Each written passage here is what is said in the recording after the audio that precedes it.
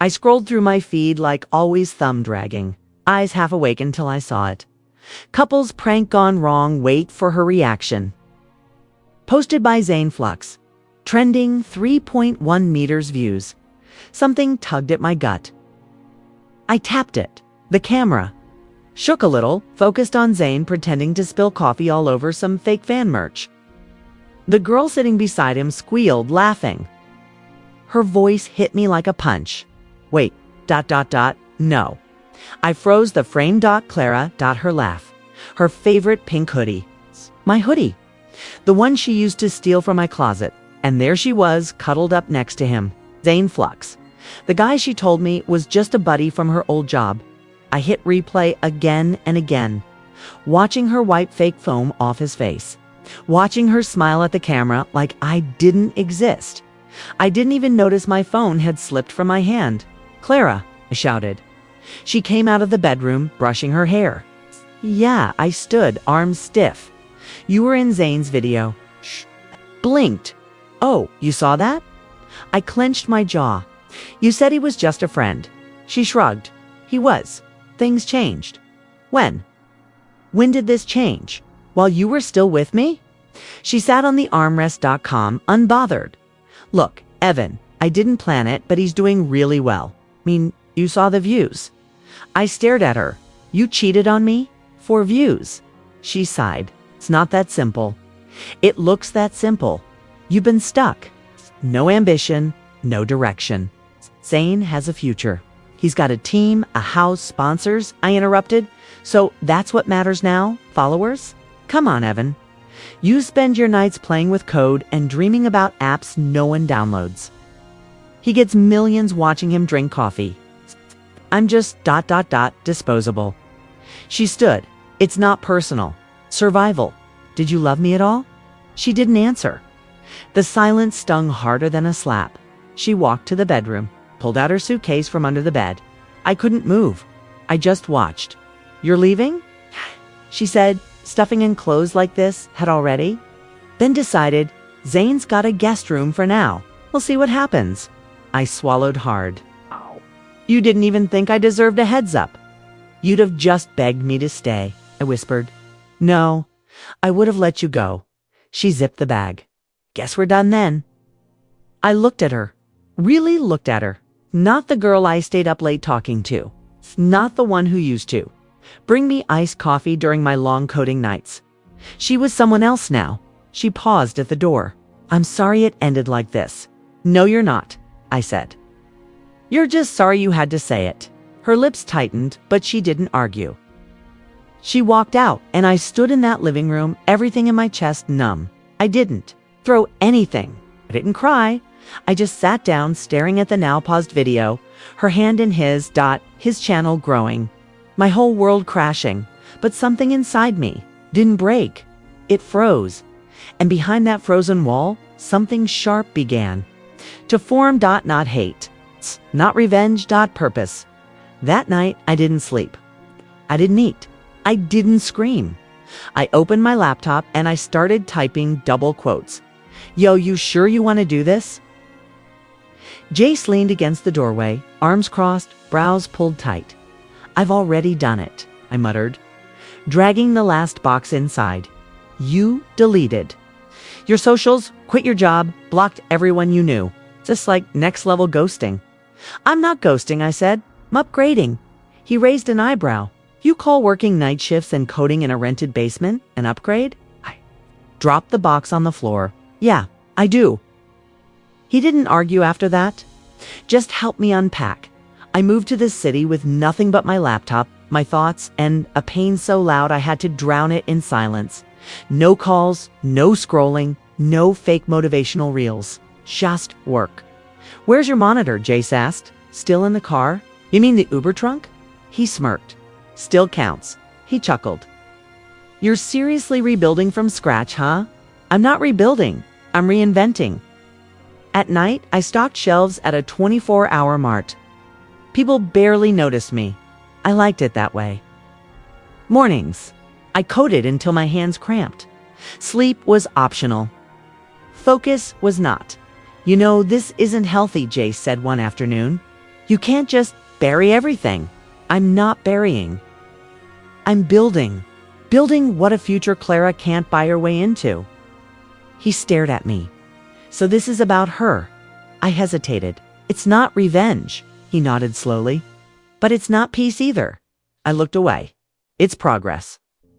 The truth was, every time I closed my eyes, I saw her in that video, smiling, happy, like I never existed. I didn't want her back. I just wanted her to feel what it's like to watch someone she discarded rise so far she couldn't even reach anymore. One night, Jace knocked on my door with pizza. "Take a break, please. You're starting to look like a haunted scarecrow." "Busy," I muttered. "You've got sauce on your trackpad, dude." I sighed and sat back. "What is it?" "You ever heard of Streamline? The streaming site." "Yeah, Zane posts there." Jace nodded. "They're hosting a dev contest. Creator. Tools. Something with overlays, real-time chat filters, whatever nerd magic you do." My fingers twitched. "Where's the link?" He grinned. There he is. For the next 2 weeks, I barely left the room. I built a real-time enhancement plugin that made mid-tier streams look premium Ivan on budget hardware. Clean UI. Lagless code. Streamers could drag and drop features like pros. I submitted it an hour before the deadline. 3 days later, got the email. "You're in the top 5. I read out loud. My heart thumped. "They want a demo." Jace fist bumped me. "Told you've got something. It's not enough," I whispered. "But it's a start." Later that night, I joined a dev stream to scout the competition. That's when I heard her voice. "Yeah, it's called Broken Pixels. I co-host it with my mod." The girl on screen wore a beanie and glasses. Calm, sharp, funny, not a fake smile in sight. "Who's that?" I asked. Jace peered over. "That's Amira. She's big in the indie stream scene. Real gamer, no clout chasing." She read a troll comment live and clapped back without blinking. The chat went wild. "She's good," I said. "She's real." I nodded. "I need people like that." Jace raised a brow. "For what? Strategy?" I replied. "All these streamers think their personality is the brand. But the brand is the platform." He leaned back. "You're not just trying to outgrow Clara." I stared at the screen. "I'm going to own where Zane streams." He laughed, then stopped. "Wait, you're serious?" I didn't say anything. Didn't have to. Because in that moment, it wasn't about heartbreak anymore. It wasn't even about her. It was about making sure no one ever made me feel that small again. Not Zane, not Clara, not the industry. Nobody. "You've been staring at that screen for 12 hours, dude," Jace muttered, poking his head in. "Pretty sure your eyes are bleeding." "They're not," I mumbled. "Blink, Evan. Just once. For me." I forced a blink. Then another. My fingers kept moving across the keys, still on that Zane rabbit hole. "It's not about Zane," I said. "It's about what he uses." Jace walked over, grabbed a slice of cold pizza off my desk. "Streamline." "Exactly." "Okay, but you already know what software he streams with, okay? I'm not watching his content. I'm studying the metadata. Tags, timestamps, retention curves. How he paces his videos. When he spikes interaction, you're not watching." "Zane?" He smirked. "You're becoming Zane's worst nightmare." I nodded slowly. No one pays attention to what actually holds views. It's not charisma. It's optimization. He raised an eyebrow. "You sound like an evil scientist." "I'm a coder." "It's the same thing." For the next few days, I broke down every high-performing video on the platform. I built a small script to scrape engagement data. I watched streamers who weren't big yet but had perfect technique. I followed their code, their rhythm, their pain points. "What's this?" Jace asked. One night, watching me drag sliders across a preview window. "Overlay optimizer. English." I pointed. "Streamers can adjust their layout in real time without lag. Facecam size, chatbox visibility. Alerts they can all be customized while live. He blinked. That's actually smart. I nodded. Most people want to focus on content. They hate the tech. I make the tech invisible. Jace looked at the tool again. What's the name? SwiftLayer? Catchy. It's open source. For now, his eyes narrowed. So what's the goal? I minimize the window. Streamline is hosting another dev contest. Creator tools category. You're entering. I'm winning. He grinned. That's the guy I remember. I didn't sleep much after that. Every night I refined SwiftLayer. I built error logs, toggle functions, bandwidth tests, no flashy graphics, just clean code and reliability. It's the kind of tool Zane wouldn't even notice until it made him look better. When I submitted it, I didn't expect a response so fast. Check your email, Jace said, walking in with 2 coffees. I blinked. How do you know I got one? He held up his phone. They announced the top 5 entries. Guess whose name is listed? I pulled up the site. There it was. SwiftLayer by Evan R. I stared at the screen, then at him. I made it. Yeah, you did. They want a live demo next week. Video call with their dev team. You gonna wear a shirt for that one? He teased. I smiled. First time in weeks, maybe. The next few days were a blur of polishing, practicing, and panic-proofing. I tested every possible bug, set up a clean UI walkthrough, and made sure every toggle worked like a charm. Demo day came. Ready? Jace asked. Not at all. Good means you care. I clicked the call link. A woman appeared on screen. Sharp features. Slick hair, eyes like they scanned code faster than mine. Hi, Evan, she said. I'm Brooke, lead developer at Streamline. Hi, Brooke. We reviewed SwiftLayer. Impressive stuff. Lightweight, fast, flexible. We have a few questions. Shoot? She did. Rapid fire. Back-end compatibility. Resource usage. Latency on weak connections. I answered them all. Clear, confident. Not just because I built it, but because I lived it. She leaned back, nodding. Last question. Why make this? I hesitated. Then said, because streamers shouldn't need to be engineers to look professional. Tools should empower, not confuse. She paused, then smiled. Good answer. After the call, I stared at my laptop. Then I got an email. Subject, let's talk next steps. I jumped up, Jace. What? You crashed the internet. They want to bring me on contract? He stared. You serious? It's 3 months paid. Plus stock options if they integrate my tool. He tackled me like I just won a championship. Let's go. It's what I'm talking about. I sat on the couch, catching my breath. You good? He asked. I'm not just good, I whispered. I'm in. In the platform, in the system, right where I needed to be. Brooke just called, Jace said, poking his head into the room. She said to check your email. I didn't even answer. Was already opening it. Subject, proposal for acquisition. SwiftLayer. I froze. Then read it again. Holy, they're buying it? Jace asked. Not just buying, or offering. Shares? I scrolled down, heart pounding. And a seat on the development team. He grinned. You gonna pretend to think about it? I laughed an actual laugh. No chance. I called Brooke immediately. Evan, she answered. Assume you've read the proposal. I have, and I'm shocked. She didn't laugh. We don't make offers we're not serious about. Camden himself approved this. Though Camden, you'll meet him soon. He wants to talk in person. I swallowed. Okay. Wow. You earned this. Don't get weird about it. Too late, I muttered. The meeting was set for Friday. Streamline HQ looked nothing like I imagined. Less flashy startup, more quiet precision. Everyone moved with purpose. I followed Brooke through 2 glass doors, down a sleek corridor, and into a room where a tall man stood sipping tea. Evan, meet Camden, she said. He turned, eyes sharp but kind. So you're the kid who built SwiftLayer? Guilty. He smiled. I like guilty people. They tend to build useful things. I laughed nervously.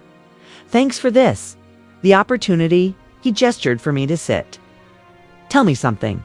Why didn't you sell it to someone else? I didn't build it to sell, I said. I built it because I was tired of streamers looking bad just because they couldn't afford fancy gear. He nodded slowly. That's exactly what Brooke said you'd say. Brooke smirked. Told you. Camden leaned forward. You think like a platform, not a performer. That's rare. Everyone wants to be seen. No one wants to make things that help others shine. I shrugged. I've always been better behind the curtain. Perfect, he said. Because I need someone who sees the whole stage. We talked for over an hour. Vision, tools, the future of live streaming. I barely noticed time passing. At the end, Camden stood. Welcome to Streamline, Evan. I shook his hand. Thank you, sir. Call me Camden. We're not that formal around here. Brooke handed me a file. This is your onboarding pack. Sign it. You're in. As we left the room, I turned to her. Is that real? Or am I dreaming with my eyes open? She grinned. It's real. Don't screw it up. I won't. Over the next few weeks, things moved fast. My name started showing up in internal emails. Then team meetings. Then board prep sessions. I wasn't just some kid. With a plugin, Annie Marai was now on the core tools team. I saw product updates weeks before they dropped. I read strategy docs, testing metrics, financial forecasts. You look tired, Jay said one night. I am, I admitted. You look happy too. I am. But I exhaled. It's a lot. I'm in meetings with people who used to scare me just by existing. I'm learning how deals are made, how creators are chosen for promotion, how algorithms favor certain behaviors. He frowned. That sounds shady. It's not shady. It's smart. But it's also powerful. They have more control than 5. I have more control than... People think. Jace nodded slowly. So what are you going to do with that power? I stared at my screen. A thumbnail of Zayn's new video was trending. Clickbait title. Same setup. Different girl now. Something different. I whispered. The following Monday, I was called into a quarterly board sync. Camden was there. Brooke too. Evan, Camden said. You've been working behind the scenes long enough. It's time. We bring you forward. Say a few words. I stood up. My heart raced. My palms were cold. I didn't start as a streamer, I said. I started as a viewer. And viewers don't care about fancy transitions or big names. They care about realness. They care about smooth experiences. No lag, no clutter, no confusion. People nodded. That's what I build. Tools that disappear so creators can shine. Whether they have 10 viewers or 10 million. Camden smiled. Brooke gave a small nod. When the meeting ended, one of the product leads came up to me. Your code's clean, he said. But your head's cleaner. That's rare. Thanks, I said. That night, I sat in my room, staring at my new badge. Evan, our senior developer, Creator Tools Division Jace, walked in with 2 cans of soda. So what's next? I smiled. Next, I shape the space where Zayn thinks he rules. And after that, I build a world he doesn't even understand. Jay shouted from the kitchen, You want iced coffee or toxic energy? I didn't look up. Toxic, always. He tossed me a can, caught it one-handed, cracked it open, and went back to my inbox. Unread emails. Dev updates, spam, streamline, beta feedback. Then I saw it. Subject. Hey, from Clara B. My thumb froze mid-scroll. My breath caught. I stared at it like it might vanish if I blinked. Everything okay? Jace asked, walking over. I turned the screen toward him. He squinted. Wait, is that... Huh? He whistled. Took her long enough. I didn't. Open it right away. I just stared. Don't read it, he said. Just delete it. I shook my head. No, I need to see what she wants. I clicked it. Hey, I know it's been a while. Saw your name pop up on Streamline's credits. That's amazing. I guess I just miss talking. You always got me, even when I didn't say much. Hope you're doing okay. Clara, that was it. No mention of Zane. No apology. No real reason. She misses talking. Jace scoffed. She ghosted you in 4K, I know. He sat down beside me. You gonna reply? I didn't answer. I just minimized the window. But curiosity itched at me. I pulled up Zane's channel. His last few videos. Low views. Comments turned off. No collabs. No Clara. I scrolled back. She hadn't shown up in his content for almost 2 months. Something happened, I said. Jace frowned. Do you care? I shouldn't. But you do. I didn't reply. Later that night, I opened the email again, read it 3 more times. Every line felt carefully vague. No accountability, just nostalgia. I typed a reply. Why now? Then I deleted it. I typed again. Hope you're well. Backspaced it all. JACE walked by, saw me staring at a blank reply box. Still thinking? Don't know what I want, I said quietly. Closure, revenge, or just to be seen. You've already been seen, he said. You're on the homepage of the platform she left you for. I looked at him. Then why does it still feel unfinished? He sat down. Because you never got to say what you needed to. I leaned back. Maybe I don't need to anymore. You sure? No, I admitted. I'm close. I never replied. But I did keep watching. Zane's subscriber count dipped. His fan base turned. Reddit threads called him washed. His big energy stunts weren't funny anymore, they were desperate. One video tried to expose cancel culture. It flopped, no Clara in sight. It should have felt good, should have felt like justice. But all I felt was empty silence. One day, Brooke pinged me. FYI, Zane applied for early access to Creator Edge. You reviewing those requests? I stared. At the message, smiled faintly. I'll handle it. I flagged his request as pending. Not denied, just waiting. Like he left me. Like she left me. I leaned back in my chair, sipping my now warm energy drink. Then I clicked back to Clara's email, and I did something that surprised even me. I archived it. Not out of pain, but out of peace. Done. Jace asked from the hallway. Yeah, I said. Finally, he grinned. About time. I closed my laptop, and for once, I didn't feel like I needed to win anything. I already had. Did you see this? Brooke slid her tablet across the table. I glanced down at the paused thumbnail. Zane Flux, pranking a homeless guy gone wrong. I didn't even press play. He actually uploaded that. I asked, streamed it live. She replied. Left it up for views. Now Twitter's on? Fire Jace leaned over from the couch. What did he do this time? Steal sandwiches or slap someone? Threw money on the ground and filmed the guy scrambling for it? I muttered.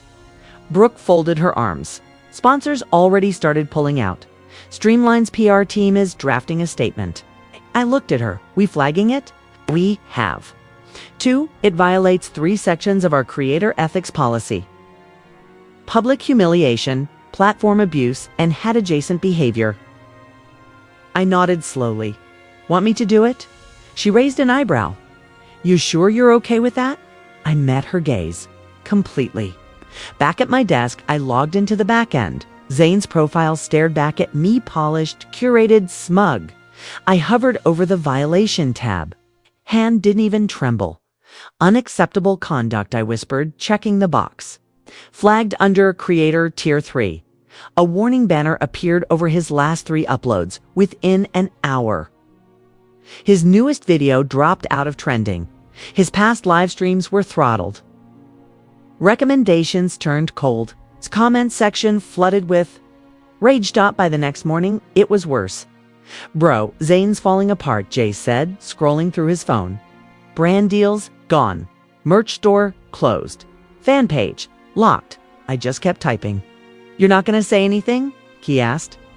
I didn't do this, I said quietly. He did. But you could have ignored it.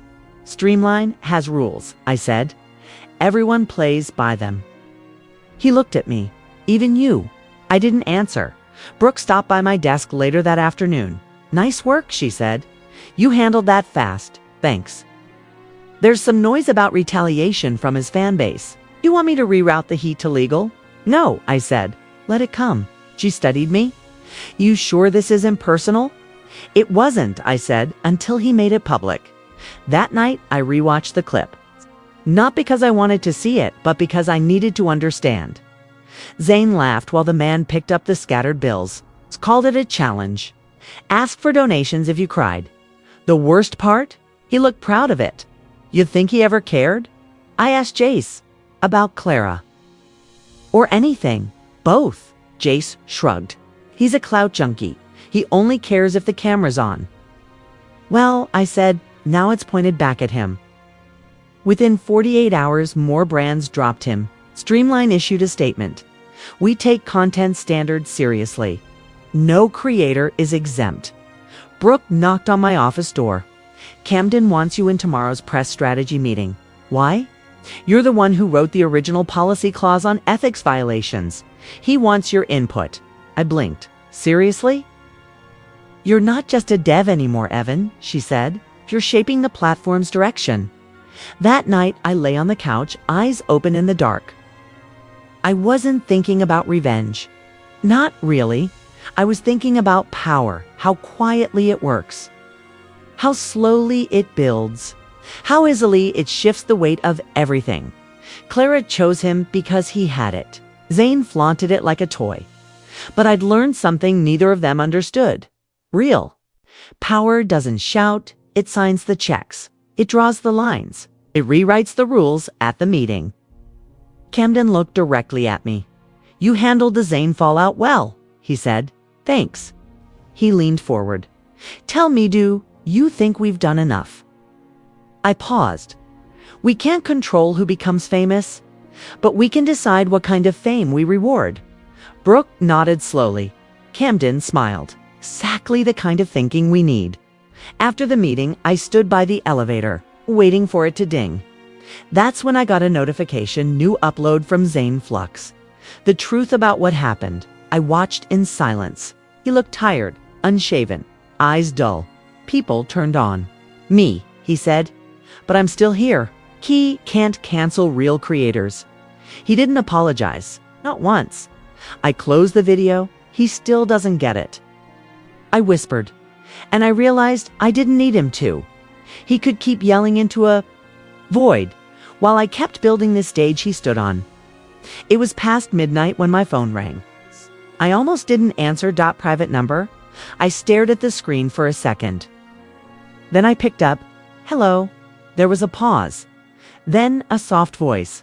Evan. I knew that voice. Even after all this time. Even after everything. Clara, a shaky breath on the other end. Hi. I didn't say anything.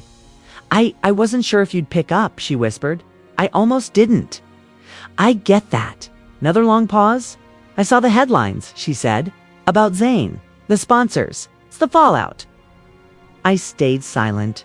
He's not who I thought he was, she continued. He changed. I almost laughed. Changed. Well, maybe he was always that way and I just didn't see it. That sounds more accurate. Her voice cracked. I'm in therapy now, okay? I didn't call to beg or make excuses. I don't know. I miss who we were. I miss our talks. You were always the calm one, the one who listened. That version of me doesn't exist anymore. Stu sniffled. I know. I can tell. Silence again. Then, do you ever think about us? I sighed. I used to. Every day. And now. I think about how far I've come since you left. I didn't mean to hurt you. You did it anyway. She choked back a sob. I regret it. Not just because Zayn turned out to be a mess. But because you were good. And I traded that. For a spotlight. I clenched my jaw. You traded it for ego. I know, she whispered. I was stupid. I let her cry. Didn't interrupt. Didn't comfort. She finally said, I saw your interview with Camden. You looked different. Confident. That's what building something for yourself does to you. Her voice broke. I just wish I could go back and do it differently. You can't. I know, she whispered. She waited for me to say something. I didn't.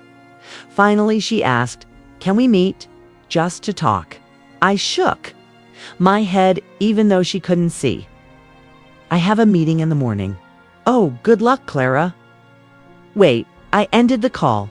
I sat there in the dark, phone still in my hand.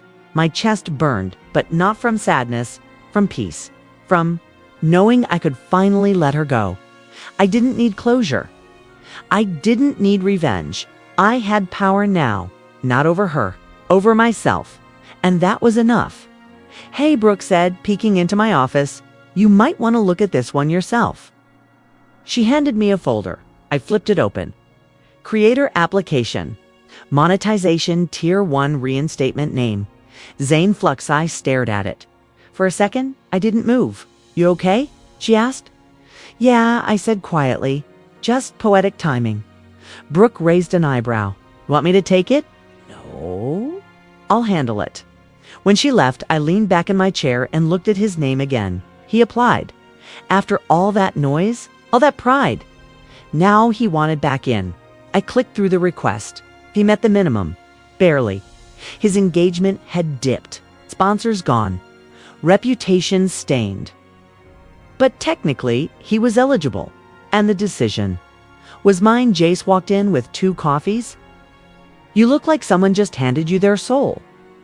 I slid the file toward him. "No way," he said. "Zane." "Yep," he sipped his drink. "So, you gonna hit deny and drop the mic?" "No." I said no. I turned to my screen. "That'd be too easy." "What are you thinking?" "I'm thinking he wants access." "He can have it, under my policies." "Wait, you're approving him?" "Conditionally, full review every 30 days. Behavior tracking enabled. No direct brand negotiations without streamlined oversight. Content pre-screening." Jace laughed. "You're making him play by your rules." "Exactly." Damn, that's colder than denial. "It's cleaner," I said. "Let him feel it slowly." I finalized the approval. Status. Approved. Conditional tier access restrictions applied.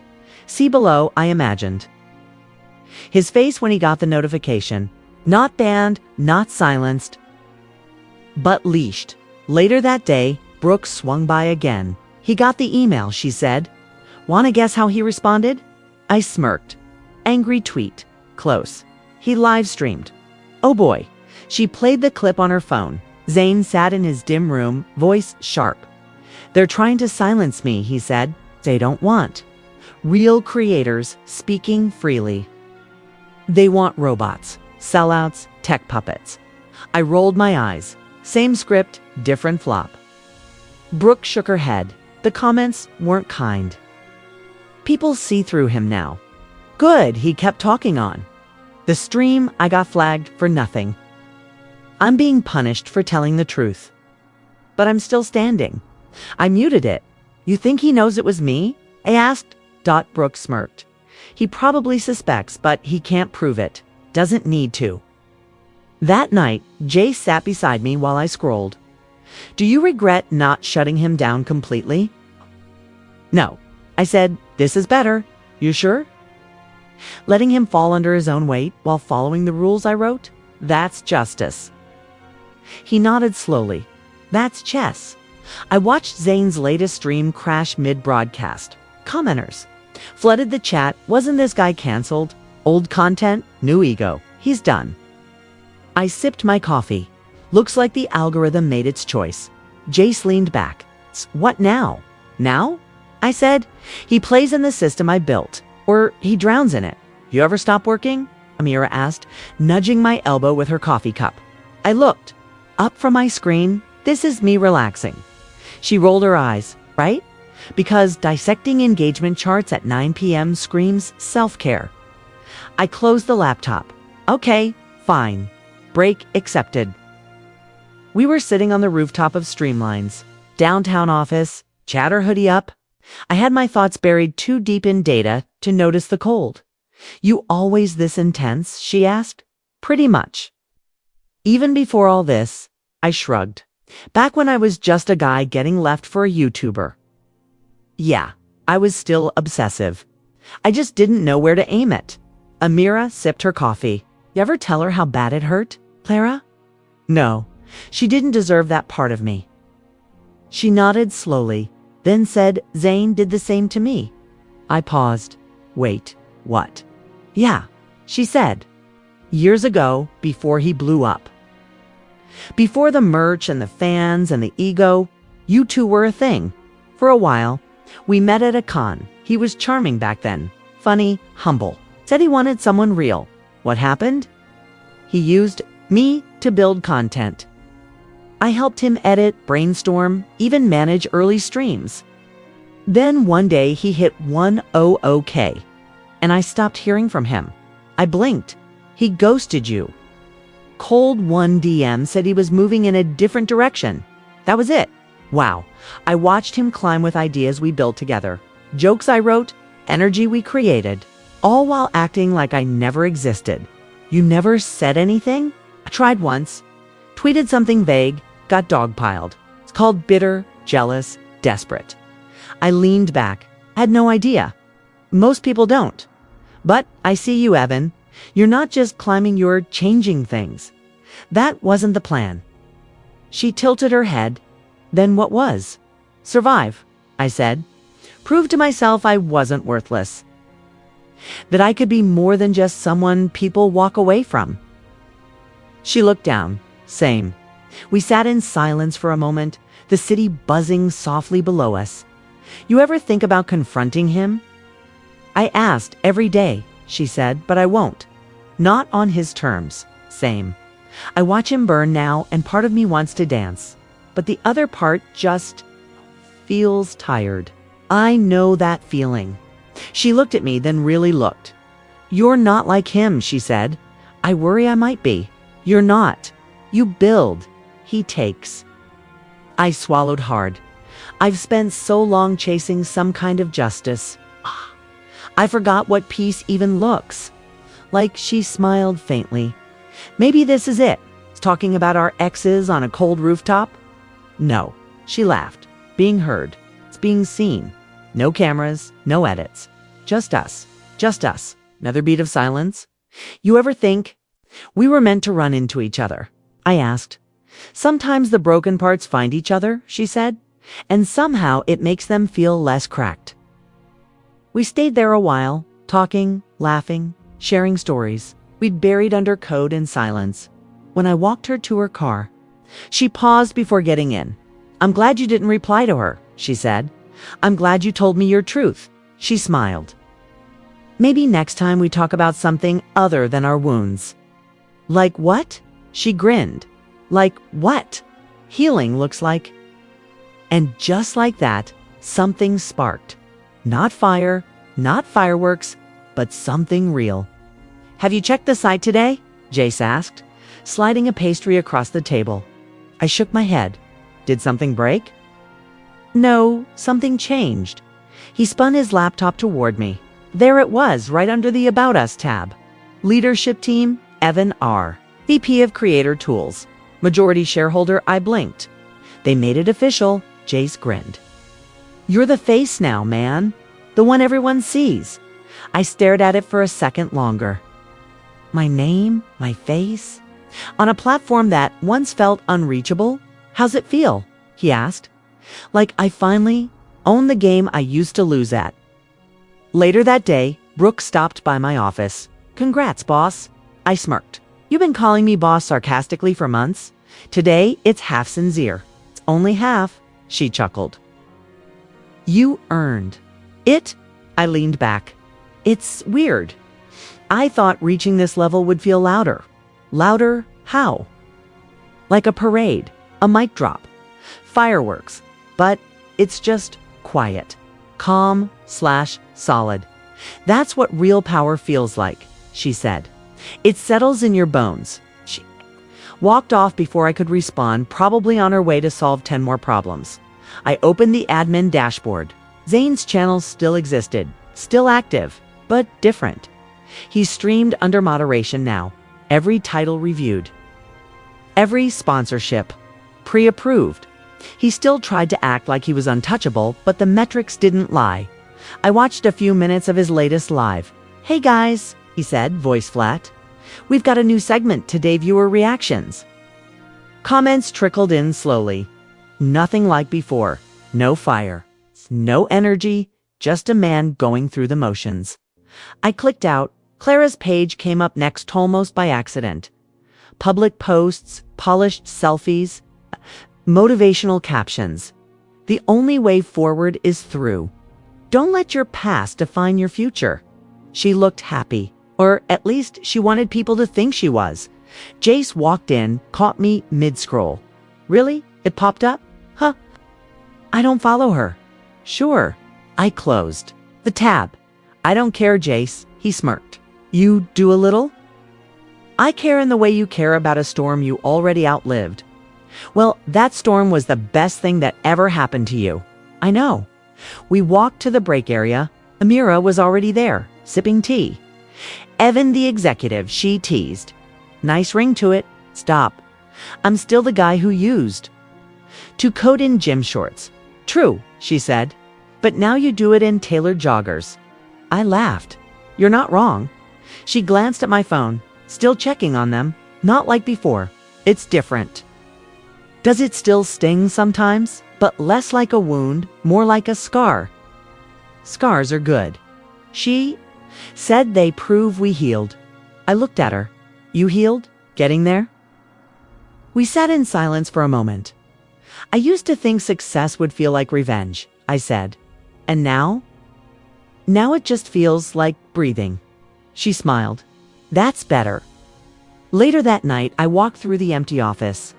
Just me and the glow of monitors left on standby. I paused at the Streamline logo on the wall. I touched it, not for drama, just to remind myself it was real. I didn't get here by chasing them. I got here by chasing myself. My phone buzzed while I was fixing my collar. New message. Clara, I froze. "Everything okay?"